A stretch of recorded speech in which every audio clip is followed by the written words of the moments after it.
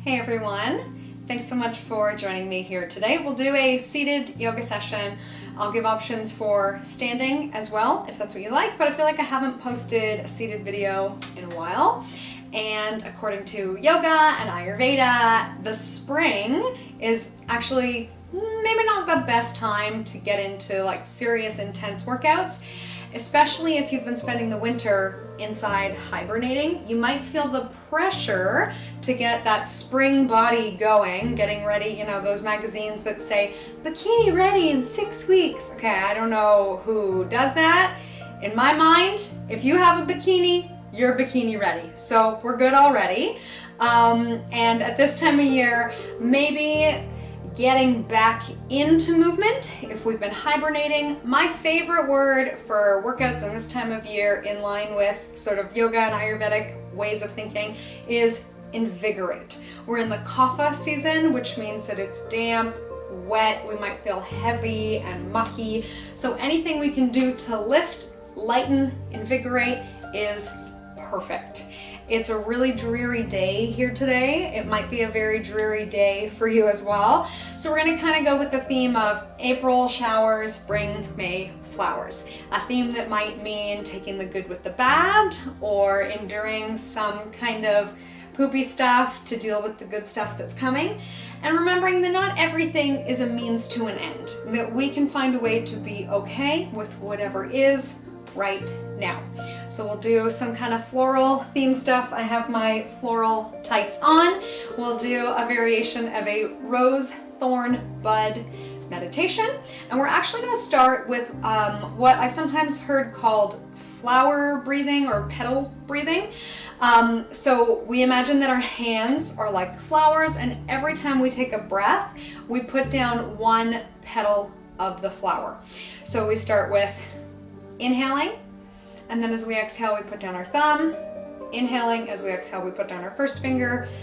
And then each breath, we put down another finger, of course, going at your own pace. And then when we reopen, you may like to inhale and exhale with a sigh. So there's no fancy technique. I'm just sort of putting one finger in at a time.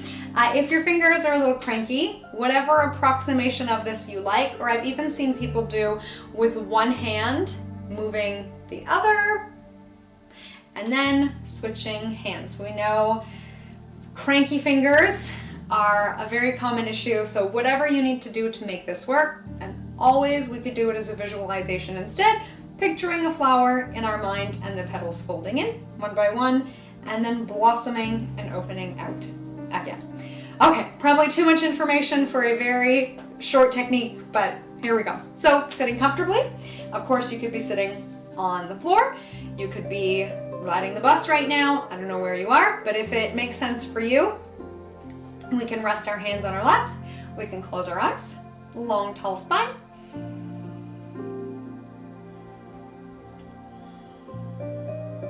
And let's go with our breath. So we can picture our hands like flowers, or picturing a flower in our mind. Inhaling. And then with your exhale, folding down the thumbs of both hands. Comfortable inhale. And then when you're ready, folding down the next finger.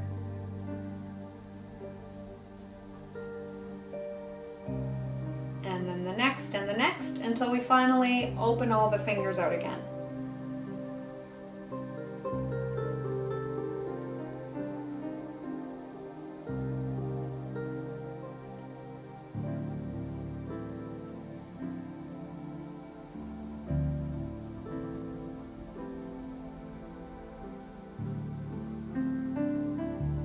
Remembering that we have that option when we run out of fingers and we open. We might like to take a deep breath in through the nose, really expanding the rib cage, and then sighing out with an exhale as we let our fingers blossom open. Let's do a couple more rounds of that at our own pace, and I'll give us a few pointers as we go.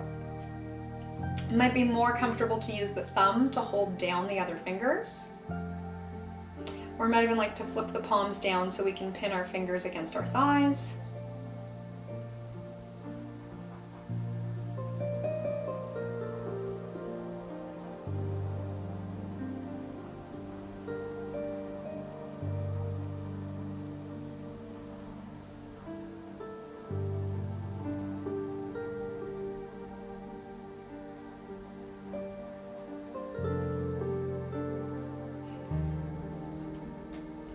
Any speed of breath is fine, making sure that we're comfortable, that you feel you can get a good inhalation, that the breath isn't making you feel restricted in any way.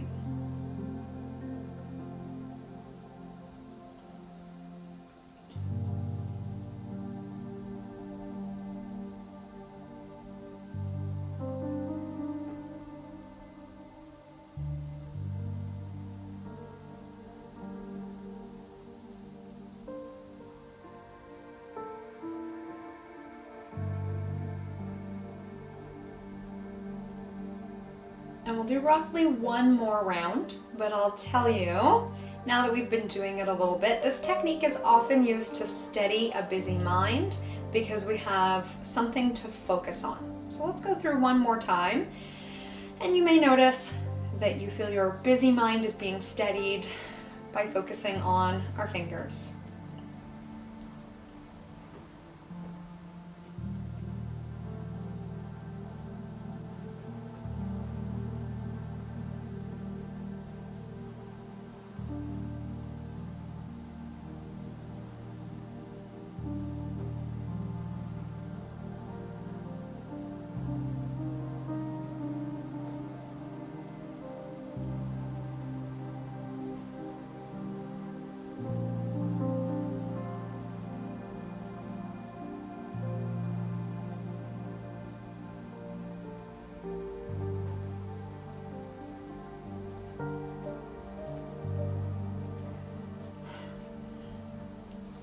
At the end of your next round of breath, you can let the hands go.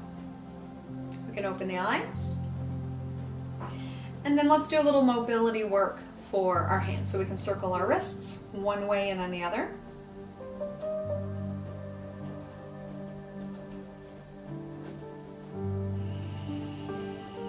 And let's go ahead and stretch our wrists as well. So like you're showing off your manicure or a beautiful diamond ring. And then we can gently pull the whole hand or a fist towards ourselves.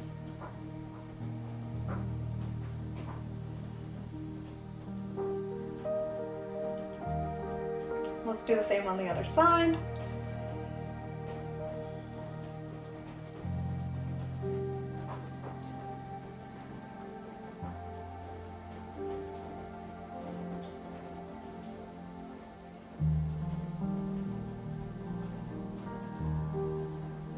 And then let's switch directions, so palm up instead, palm forward, and then we can gently pull the fingers towards us.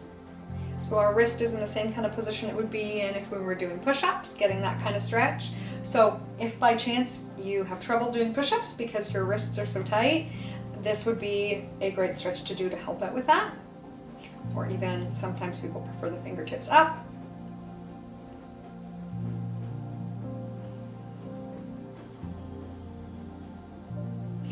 Go ahead and switch hands, palm up and then fingers down. And you may find that there's like very little range of motion in your fingers. That is perfectly normal. That is very common to have a lack of wrist mobility. If you don't work on it, then it makes sense that you wouldn't have it, right? But we can regain some of the mobility that you've lost by doing just simple movements like this. And that goes for the whole body. If you haven't worked on it, your body doesn't keep it up. Why would it? It's just more efficient to let it go. But you can regain it, right? Thinking about spring, getting things back that we've lost while we were hibernating, you can get things back. All right, we can shake it out. Might feel good to stretch each finger one at a time. And the thumb.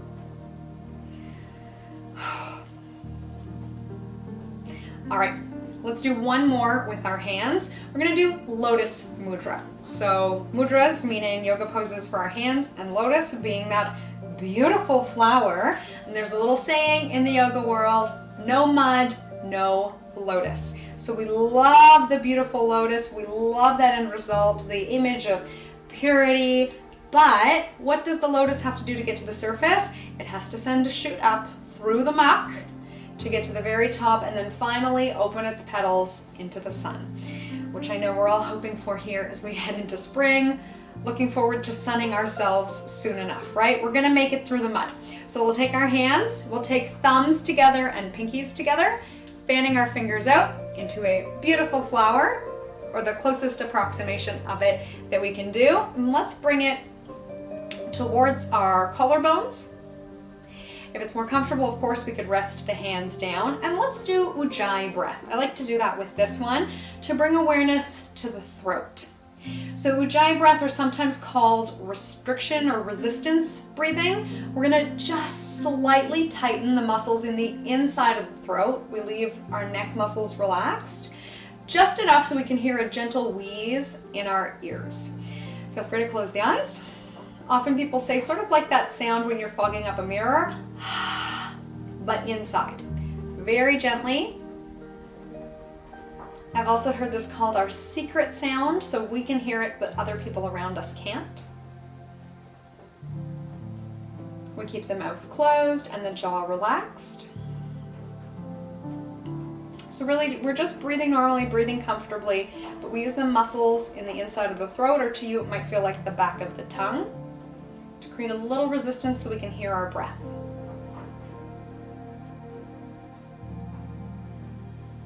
So this is supposed to create a vibration in the back of the throat that a very thick nerve, our vagus nerve, senses that vibration and is actually quite good for it.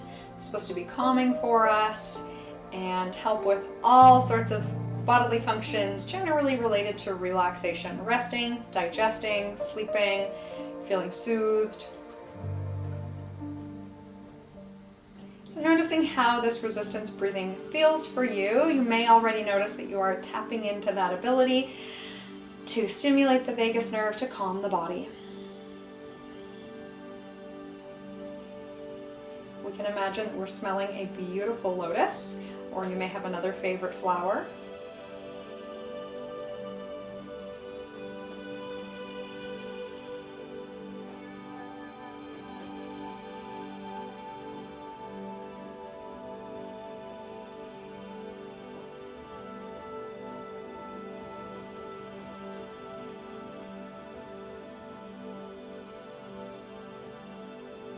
Let's do one more breath like this.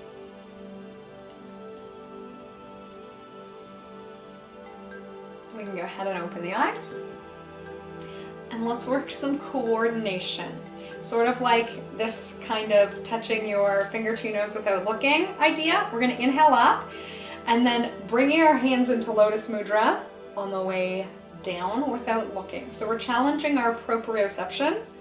A great way to ease ourselves back into workouts in the spring is by starting with things that aren't necessarily physically demanding, but we're still moving, our brains are still working, we're getting back into the habit. So things like mobility work, like we've been doing breath work, and now our proprioception, sensing where our thumbs and pinkies are in space without looking at them. And you may find that you completely miss the mark and you have to look. That's okay, that helps build this skill.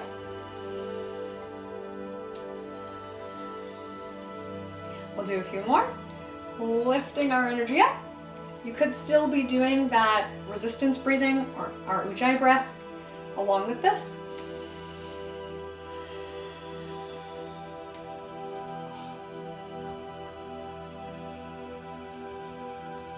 Okay, last one.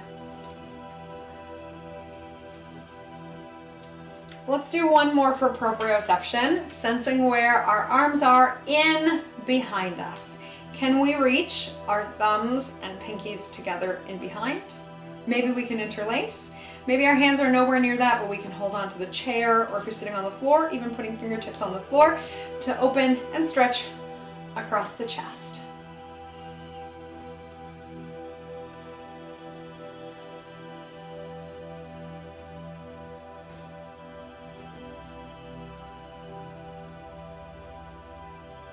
We'll bring ourselves back through center, and let's do something to perk our energy up. We're gonna drop our heels.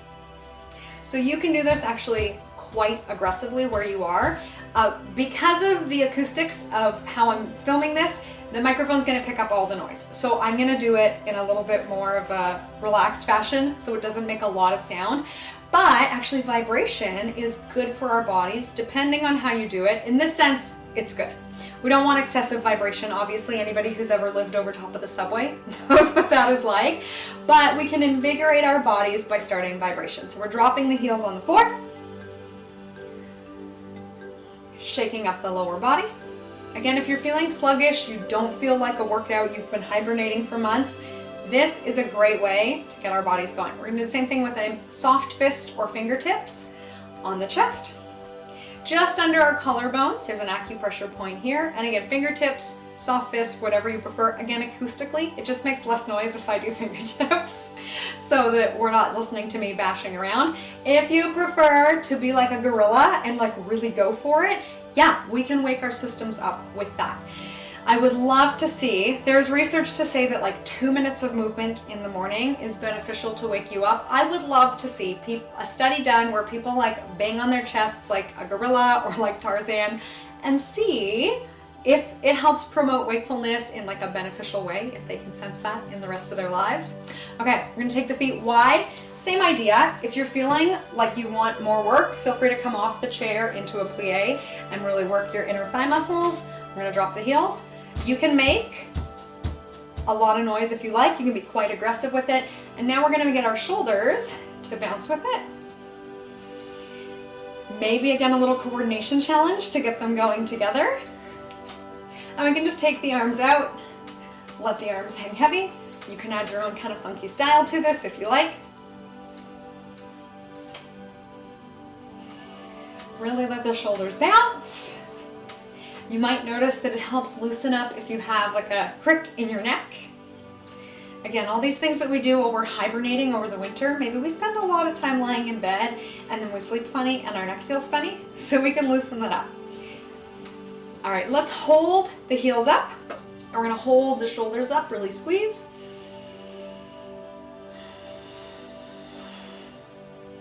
And then we can release. Let's press the hands down.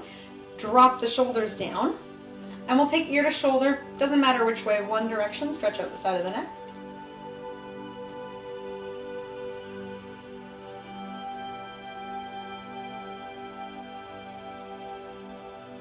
And the other way.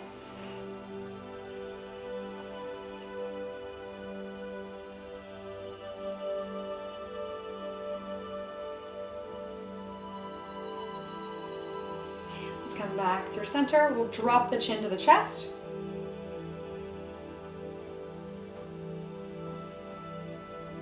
We might like to just gently place the fingertips on the back of the head.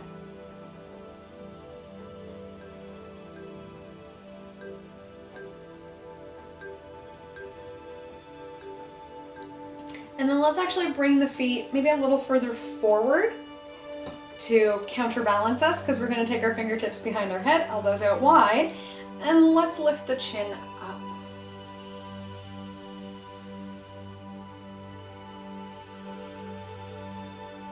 So in the world of yoga and Ayurveda, this sort of upward movement is supposed to help us receive energy from our breath, wake ourselves up, and you might even notice this in yourself at this very moment. As soon as we lift up, we feel more optimistic. We can take our eyes up as well. It's supposed to be more peaceful to close the eyes and more energizing to keep them open. Let's tip chin to chest one more time and then we'll go into that again. So stretching the back line of the body.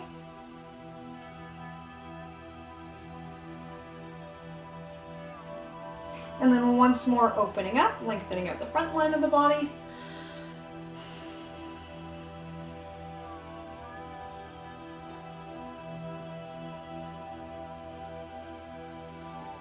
Back through center. Okay, we'll keep the feet wide and we're going to stretch the side of the body and we'll do a little bit of rotation. Again, if we've been hibernating and sleeping, we need to do stuff to open our torso up, literally so our lungs can inflate better. So if we've been in sort of a tight body position, almost as though we've been like shrink wrapping ourselves, I heard somebody call it once. So if we've been shrink wrapping ourselves by hibernating all winter in our nice cozy little beds, now we need to sort of stretch that shrink wrap out. So we'll take our feet wide And let's go ahead and take maybe hand or forearm to one thigh. We're gonna open one side of the body. So it doesn't matter right or left, we're just gonna hang out here. And our free arm, our top arm, we can make big circles, reaching forward, up, and then in behind. If this is a big range of motion, doesn't feel so good, we could bend the elbow. Careful not to knock yourself in the head. Sometimes that happens. Again, working our proprioception. Or you might even like to take fingertips to shoulder and work a much smaller range of motion. So try them all. See which one fits best for you today. There are benefits to each of them.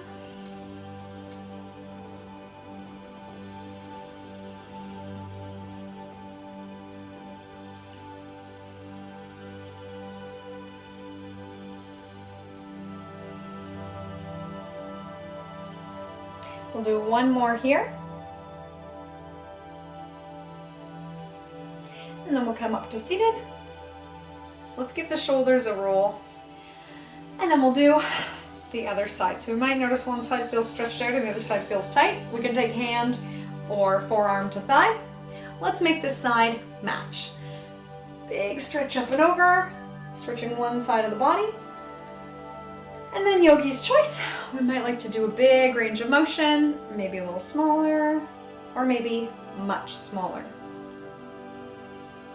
This is another common cranky spot. Lots of things happen to our shoulders, kind of underarm, chest area through life.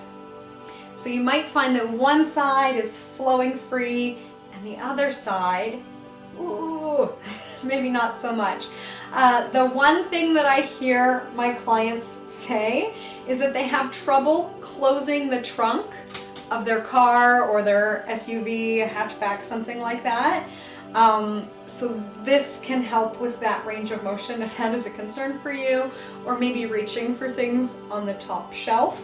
We have one good arm and then one cranky shoulder arm. So maybe after some hibernation in one area of the body, we can open it back up and regain that movement. And even if we can't regain that movement, it's still healthy for our various tissues of our body to get some movement happening. So it might not be our full, ideal, perfect world range of motion, but we still get something, right? Getting blood flow to the muscles, and often we have that feeling of stagnation. So maybe we don't get a full range of motion, but we can relieve some feelings of stagnation. Okay, we'll do one more here. We'll come back through center. Oh. Let's give those shoulders maybe a bounce or a drop or a roll. Okay, let's get into our hips and a little bit of rotation. So we'll bring our legs back in and we're gonna do an external rotation of the hip. So typically this is done like this. I know that's not gonna happen for everybody, but the focus is external rotation, meaning that our knee, rather than pointing forward, points externally, outside the body. So that might mean crossing the ankles. If you had a stool or another chair, you could use that as a prop. And then we'll settle into a position that feels okay. So wherever that is for you, a little further down or a little further up. We'll sit tall and we're gonna twist. So here's the thing, if we took our right leg and put it on top of the left, then we're gonna twist to the right side. So whichever knee is on top, bringing ourselves to face that knee. If you go backwards, you're not gonna hurt yourself, but you just won't get a stretch sensation. Okay, so one leg is on top, we're turning to face the on top leg. And like we just did, we're gonna do some flowing movement. So let's take hands to heart. We'll come through center, take a breath in. We're gonna work our core, meaning our front and our back. Exhaling to twist. Inhaling through center and exhaling to twist.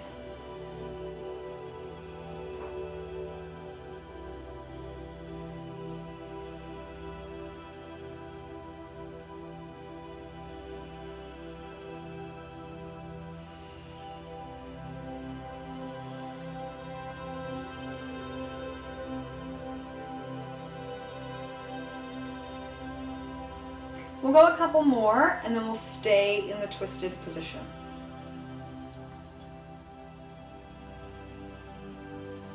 So let's find a good twist that works for you. Might need to readjust as I'm doing to hold. Coming into the twist, and then you might like to take the hands to the front thigh. Might like to reach towards the back of the chair.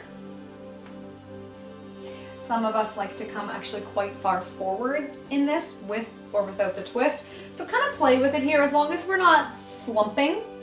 If we have a tall spine and some kind of rotation or hinge forward, then we're in good shape. So I encourage everyone to try, kind of play with it a little bit and then rest into a position that feels good. We'll take a few rounds of breath here, just holding in stillness. If we like our Lotus Mudra, we could do our Lotus Mudra here. A couple of Ujjayi breaths, creating that sound in our throats.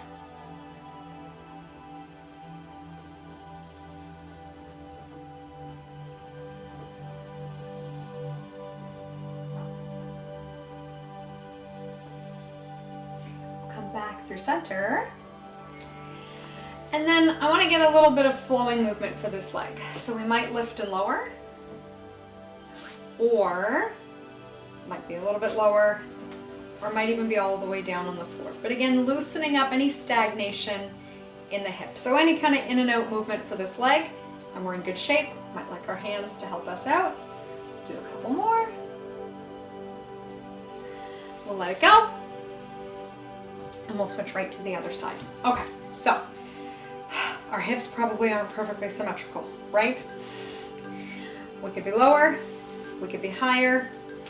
This side might be a lot tighter than the other side if you're feeling the same thing that I am.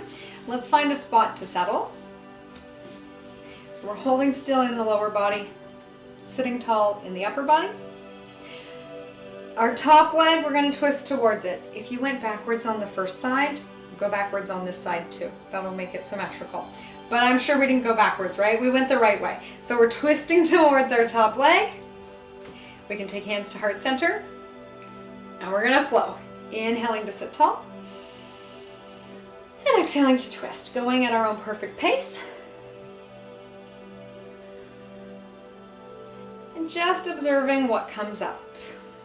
Maybe we notice our breath feels more free. Maybe we feel a tighter range of motion, a looser range of motion, but we are strengthening our powers of awareness. So when I teach the little kids, I tell them things like, imagine that we're spies and we're looking for information, or maybe we're mystery hunters looking for clues. We can think of our bodies like that. We're just investigating what's going on. Need to judge, is it good, is it bad? It's merely information.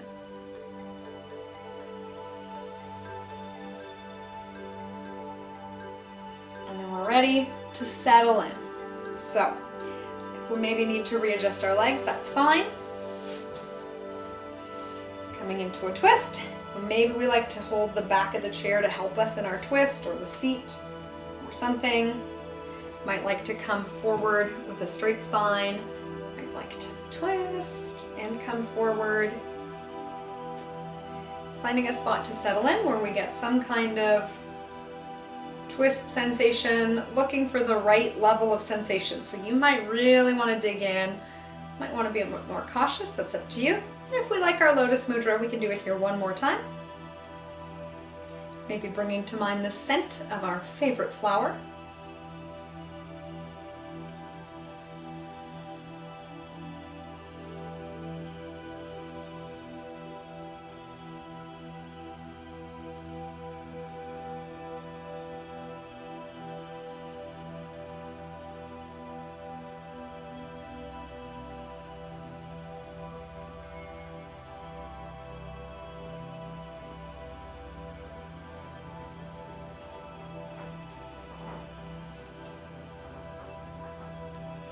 Come back through center, and let's get some movement going in the hip.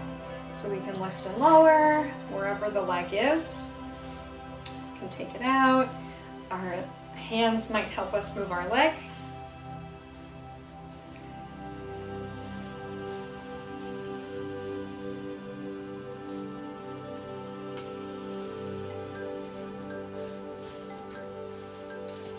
And then when we feel symmetrical, we can come to a seated position. And just like we did with our wrists, let's do the same thing with our feet. So we'll use a little bit of strength to lift the leg up. We're gonna point and flex.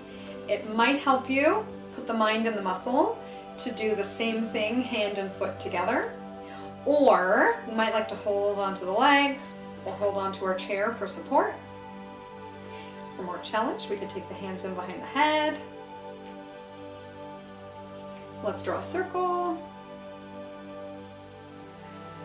And we're circling the other way.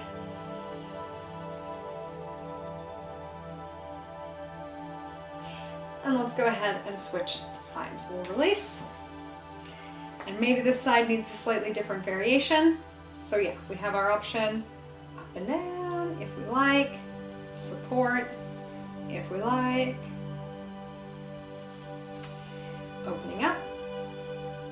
Keeping in mind that if we keep our chin and our eyes lifted, that gives our bodies a more optimistic feeling, right? You might notice that it energizes you to look up. We can circle the ankle, let's not forget that. Both directions.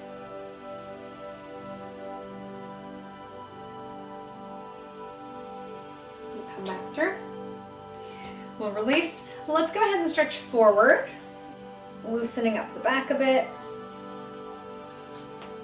And then one more opportunity to take the hands in either behind the head or to the shoulders. Open the elbows and looking up.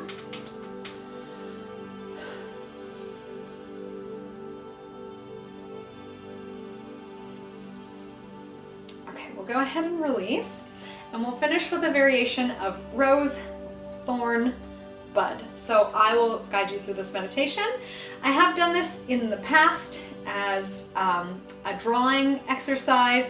You can draw the rose, you can draw the thorns, and you can draw the bud. So if you are an artist, feel free to grab some whatever kind of art materials you like. You might like to do it as a journal entry, but I'm going to post a link with the instructions. So if you wanted to come back and do this as a different variation in the future with either art, pen and pencil, whatever it is, you can. But for today, if you're joining me right now, then let's go ahead and we'll sit tall. Option to close the eyes. Any comfortable meditation position that you like.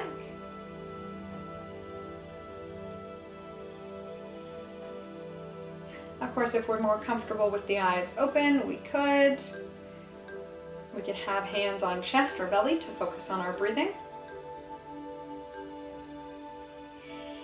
And then I'll lead us through rose, thorn, bud, and just like we have to have April showers before May flowers, no mud, no lotus. Rose, thorn, bud helps to remind us that we take the good with the bad, and maybe brighter days are ahead. So first we begin by bringing to mind a rose. In your mind, you can picture a beautiful rose. Maybe there are drops of dew on the petals. Is it completely open or just beginning to open?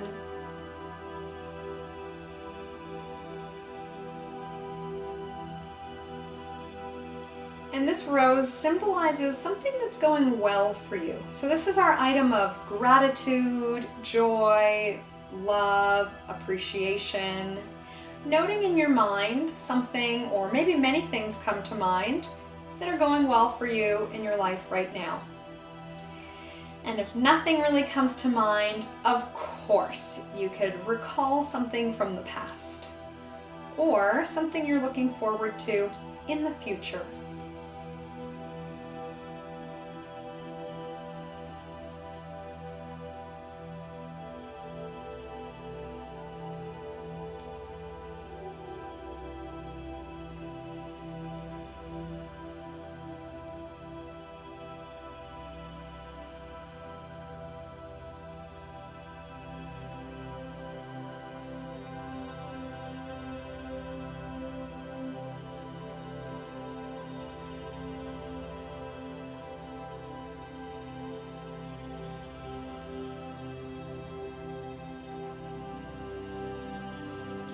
And let's bring to mind a thorn. We can picture the thorns on our rose. You might remember that old song, "Every rose has its thorn." This is our time to acknowledge that not everything is going well in life right now. Noting in our minds things that are feeling not so great. And we don't need to do anything with those feelings. We just acknowledge and let that situation exist.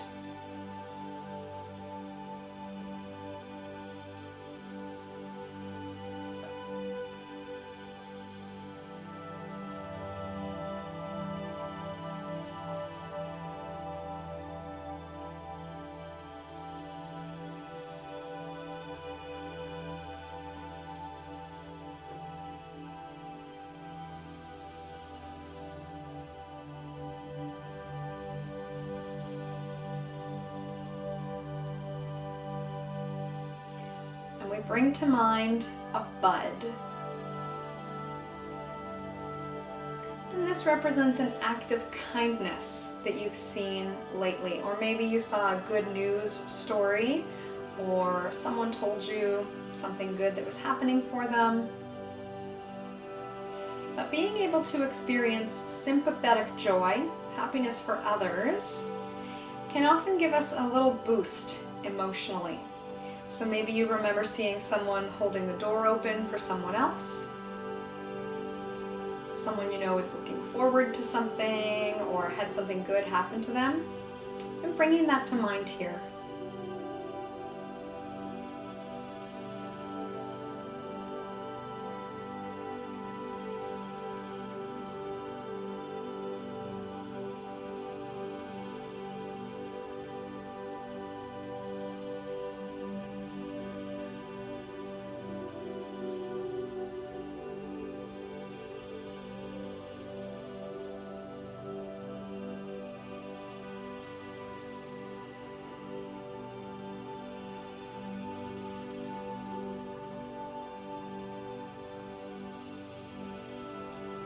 And let's think about what's around the rose.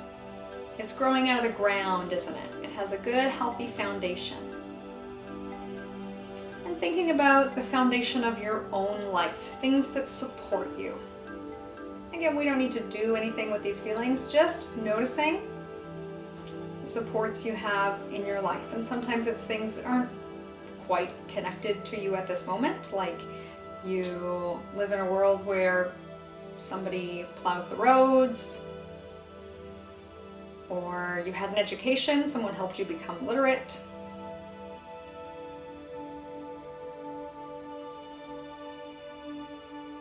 It could be elements of yourself. You've invested in yourself to build up your own foundation. And just noting those things that support you, elements that help you with your growth.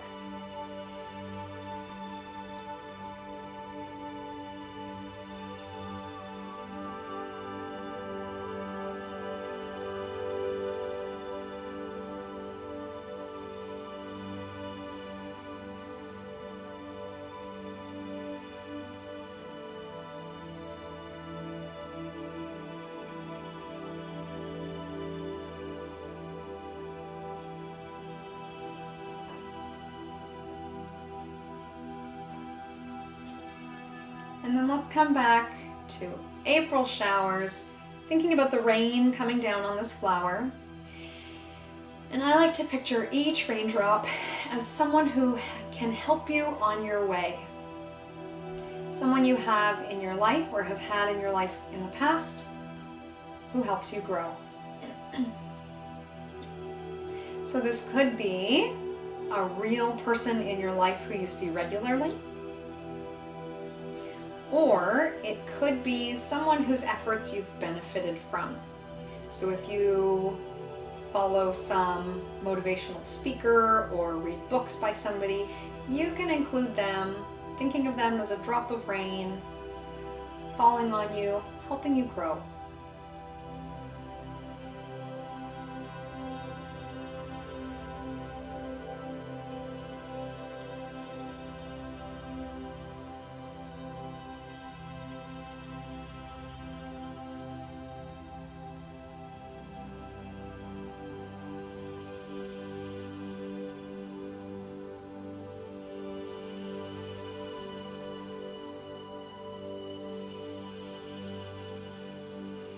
let's go ahead and take hands over heart, or maybe chest and belly, to be in tune with our own bodies once more. Noticing how you're feeling, what's going on for you inside right now, knowing that we don't have to change anything in any way.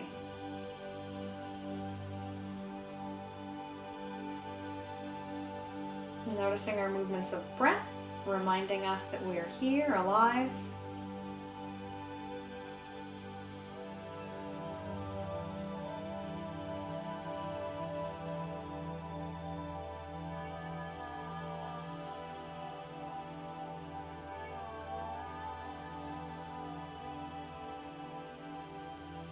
And to slightly invigorate ourselves back into the waking world, let's sweep the arms once more so we can open the eyes. Inhaling up and exhaling hands down through heart center. We can do lotus if we like.